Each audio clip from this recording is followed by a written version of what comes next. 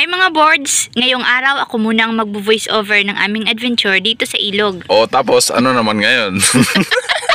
Catch and cook adventure pala tayo ngayon mga boards. Kung saan isang napakasaya at nakakabusog na adventure ang gagawin natin. Gamit ang lambat ay manghuhuli tayo ng mga iba't ibang pangulam dito sa ilog. Alam nyo ba na marami tayong makukuhang iba't ibang uri ng pangulam dito sa ilog? Pwede nga.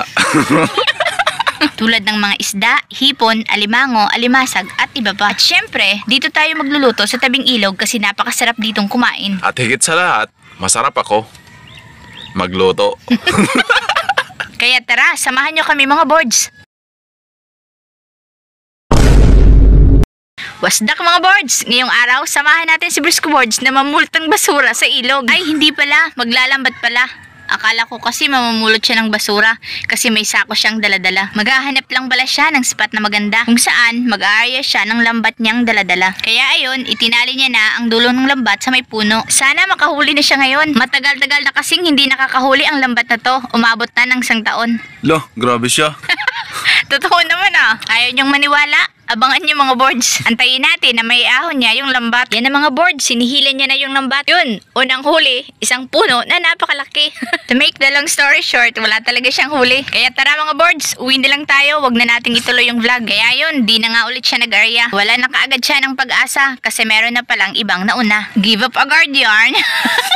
Buti na lang nakaisip agad kami ng ibang paraan. Mag-aantay na lang kami dito sa naglalambat na nauna sa amin. Hanggang dito na lang muna ang pag-voice over ko mga boards kasi marami pa akong gagawin. Busy yarn!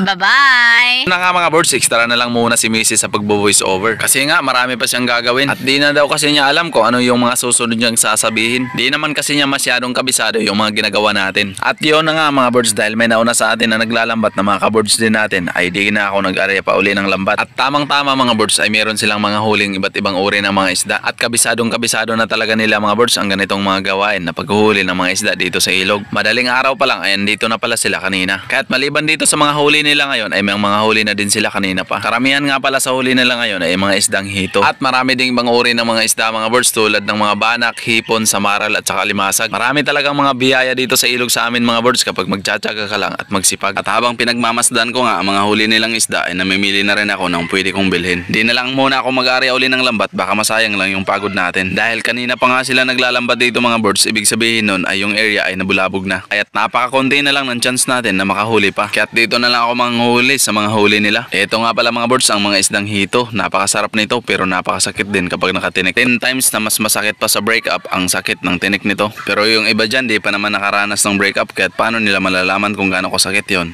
Single yarn. Sige. Balik na tayo sa topic. Ito na nga pala mga boards ang isdang banak at saka hipon. Ito yung mga napili natin at dadagdagan na lang din natin itong isdang samaral para mas masarap ang ulam natin mamaya. Napakasagana talaga ng ilog dito sa amin. Napakaraming biyaya. Tulad nito mga boards, meron tayong malaking blue crab. Shoutout nga pala dyan sa mga viewers nating di naniniwala na merong alimasag dito sa ilog sa amin. At nagsasabing doon lang daw nahuli yung mga alimasag sa dagat sa parting malalim. Sige, kayo nang bahala kung ayaw nyo talagang maniwala. At pagkatapos kong mamili ng mga pang-ulam mga boards ay pumunta na ako dito mga boards sa napakagandang lugar mga boards at dito kami magluluto.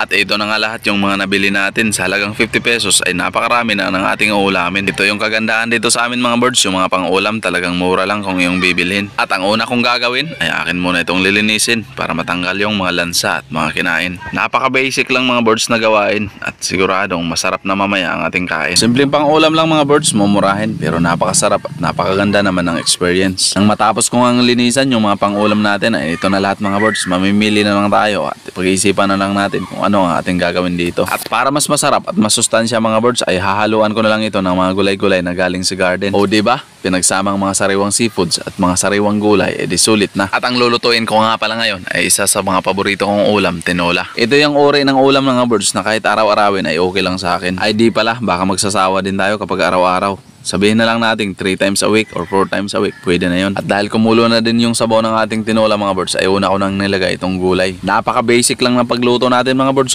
nature trip, tapos food trip. At talaga namang napakasulit, di ka talaga makakaramdam ng inip. Pagkatapos ng gulay, ay sunod ko namang ilagay itong alimasag at mga hipon. Mamaya ko na lang ilalagay yung mga isda kapag naluto na yung hipon at alimasag para di magkalasog-lasog yung mga laman. At paniguradong malinamnam na manamis-namis yung lasa ng sabaw ng ating ulam mga boards dahil sa hipon at alimasag. Mag-iihaw Nag-ihaw na din nga pala ako mga birds ng 2 pirasong isdang banak dahil napakasarap nito sa inihaw dahil matataba ang mga isdang to. Yan yung tema natin ngayon mga birds, oh. Tamang collab lang with nature, oh. At ilang minuto lang ang nakalipas mga birds ay luto na yung inihaw natin na isdang banak. Sa aroma pa lang ng ating inihaw na isda mga birds ay nakakatakam at nakakagutom na talaga. Pero ilang sandali na lang ay yung tinola natin maluluto na. Nag-iba na din kasi yung kulay ng ating hipon at alimasag mga birds, namumula na. At susunod ko na nga ilalagay itong ating mga isda. Isang kulo na lang yan, pwedeng pwede na yan. Pagkatapos nating mailagay, itakpan lang muna natin dyan. At habang nag-aantay tayo na maluto yung isda mga birds, ay inimay ko na rin yung malunggay. Lagyan natin ng dahon ng malunggay para mas lalong gumanda at sumaya ang ating buhay. Ika nga, health is wealth. Kaya't para maabot natin yon ay simulan natin sa masustansya, sariwa at healthy pagkain. At ito na mga birds, malapit na tayo sa final stage ng ating pagluluto. Nilagyan ko na yan ng seasoning at nilagyan ko na din ng dahon ng sibuyas para mas masarap at matanggal yung lansa. At syempre, tinikman na din natin yan mga birds para masigurado talaga natin na masarap yung lasa. At dito na natin sisimulan mga birds ang tunay na makbakan. Simpleng mga sariwang masasarap na pagkain dyan sa magandang tanawin. Abay, sulit na yung buhay natin. At habang kumakain tayo ay shoutout nga pala sa mga solid na ka-birds natin kay Nick Mylas, kay Birds Jerry Bangati at sa iba pa nating mga ka-birds na palaging nanonood at nagko-comment sa mga video natin.